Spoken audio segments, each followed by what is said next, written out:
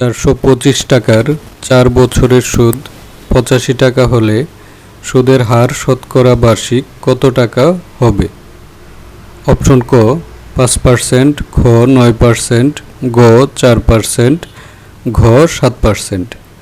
এখানে বলা হয়েছে 425 টাকার 4 বছরের সুদ 85 টাকা, অর্থাৎ এখানে মূলধন হচ্ছে 425 টাকা, সময় হচ্ছে 4 বছর এবং সুদ হচ্ছে 85 টাকা।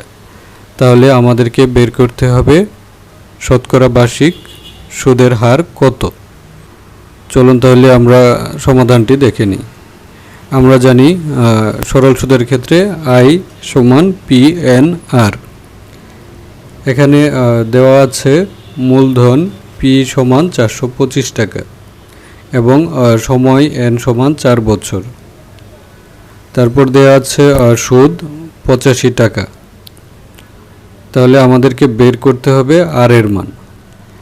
এখন আমরা I সমান PNR থেকে R সমান পাই I/PN।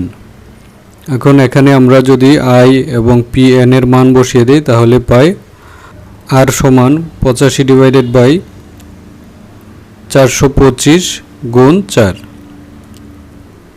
অর্থাৎ R সমান 85/425 গুণ 4 ইন্টু 100%, অর্থাৎ কাটাকাটি করলে আমরা পাই 5%। তাহলে আমাদের উত্তর হচ্ছে অপশন ক 5%। আমাদের এই চ্যানেলে বিভিন্ন রকম গণিতের সমাধান দেওয়া আছে, আপনারা আমাদের চ্যানেলের অন্যান্য গণিতের সমাধানগুলো দেখে নিতে পারেন, পাশাপাশি আমাদের চ্যানেলটিকে সাবস্ক্রাইব করে রাখতে পারেন। ধন্যবাদ।